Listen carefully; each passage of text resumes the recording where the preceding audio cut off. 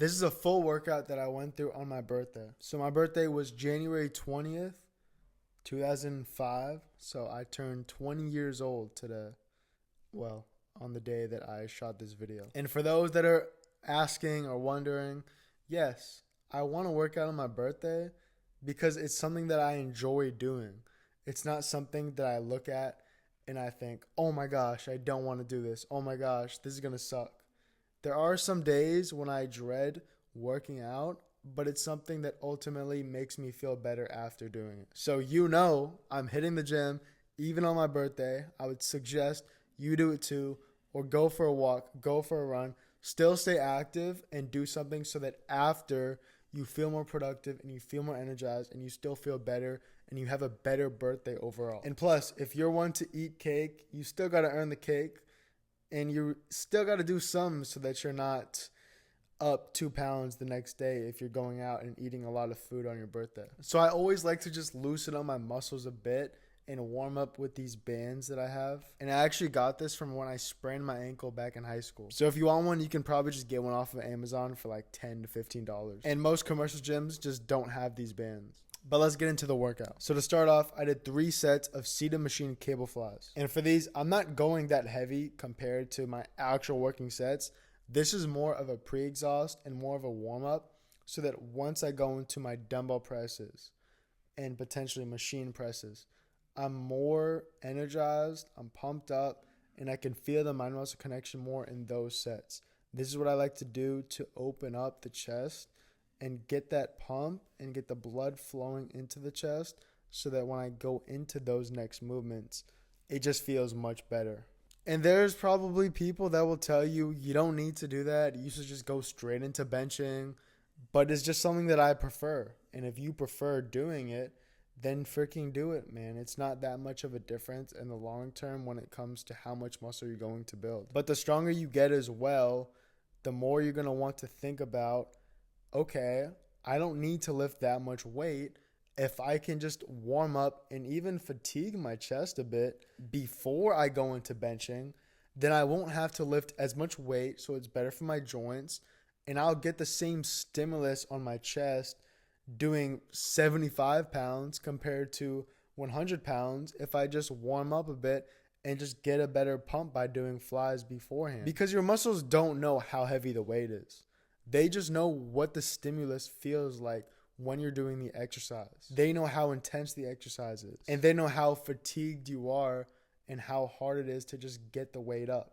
They don't know how heavy it is in particular. This is why big bodybuilders love to pre-exhaust, because it's safer and it's effective.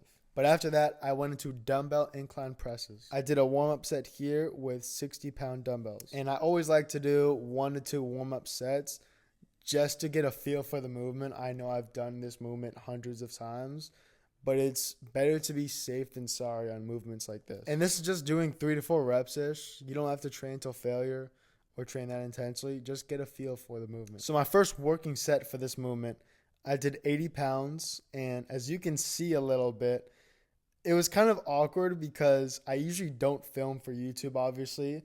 I'm mostly on Instagram. And the angle that I did it was to film through the mirror. So I messed up the way that I set my tripod up, and it literally compromised my form for getting a decent video. So throughout the set, I was just trying not to hit the tripod, and it was kind of mentally just messing the set up. But for the most part, I still trained till failure and got a decent set out of it. And then I had to make sure the next set, I wasn't going to make the same damn mistake. And I actually went down 10 pounds from the last set. This workout was after a calisthenics workout that I did with Austin Dunham 2 days before this. I rested the day before this particular workout, and my shoulders were cooked. My front delts in particular were definitely just very fatigued because they weren't used to any sort of calisthenics training whatsoever. And when you do different exercises and different movements, your muscles will tend to get very sore, even more than usual. So that will explain a big portion of why my performance just wasn't the best in this workout. But that's okay. We pushed through, and in the end, we still had a great workout. As you can see here, my last 2 sets for this movement were 70 pounds, training till failure, really focusing on having a slow negative, exploding up as much as possible, to get to the top and really squeezing my chest once I am at the top of the movement. After that, I went into regular standing cable flies. For these, to safely get into the movement, as you can see here, you want to bring one out at a time. You don't want to fully get into the movement, bring both out at the same time with your shoulders just fully extended and whatnot, because that's not good for your shoulders if it's too heavy of a weight. So you want to just take one out at a time and get into the movement. As you can see, just squeeze at the top, stretch at the bottom. I did 2 sets of these till failure, and then I went into machine incline presses. For this particular machine that I'm using right now, I always like to put a 45-pound plate on the ground so that I can use more leg drive and load more weight because of that. Because if not, my legs will just be hanging in the air and it'll just feel like an awkward movement. I won't be able to lift as much. I'll just not even want to do the movement at all. So yeah, it might seem weird to bring a plate to the machine that you're using, but if it helps you actually load more weight, get more gains, and get a better workout from it, then who the hell cares at the end of the day? So I did 3 sets here, 8 to 12 reps, and I always say 8 to 12, but in general, I'm training till failure. I'd much rather overtrain and train too hard than undertrain and not train hard enough. And this isn't even from the sole aspect of building more muscle. This is from the aspect of me enjoying the process of pushing my body to see what I'm capable of, to getting into the gym every single day and knowing that I gave my all. And I know it sounds corny, right? But on a mental aspect, when you push yourself to your limits, this is where you build confidence. This is where you show yourself what you're capable of. And this is where you break past limits and mental barriers. And that's from giving it all you got in everything that you do. Not even just in the gym. But obviously I'm a fitness channel, so everything I'm talking about is going to be related to the gym. But you can correlate this to anything else in life. Give it all you got, and you're going to be so much more successful, so much more confident, so much more productive if you put your all into whatever you're doing. After that, I went on to shoulders. This full day is a chest and shoulders workout, and these are 1-arm lateral raises. I'm holding on to the pole on the side of the cable machine so that I can lean out a little bit, and this helps me just get a little bit of a deeper stretch on the eccentric, and it just feels good to do. Doing 10 to 15 reps of these, and I did 3 sets. For any lateral raise movement, you should focus on imagining you're coming up with your elbows. It's so hard to imagine and think about because it just doesn't really make sense. But instead of imagining you're coming up with your hands, imagine you're driving and coming up with your elbows. This essentially will help you feel the mind-muscle connection more in your side delts, which is what you're trying to train. This will also limit and minimize the amount of forearm work and activation that you'll be using throughout the movement. So definitely make sure to try out those tips on this movement and let me know how it goes once you do. After that, to finish off this phenomenal workout, I did standing dumbbell lateral raises. 3 sets of these, 10 to 12 reps each set. Make sure you're not ego lifting when it comes to lateral raises. I know so many people want to look cool, want to show off for the gym crush. Ooh, look at me, I can lateral raise 30 pounds. Nobody cares, bro. You're using all traps and forearms, man. Go down in weight, lower your ego, and you're going to see much more progress. And this can be related to really a lot of movements, like a lat pull down, or a bench press, or a bicep curl. If you go too heavy in weight, you might think it's good for progressively overloading, but if it's too heavy, then you're going to be using too much of other muscle groups that you're not trying to prioritize.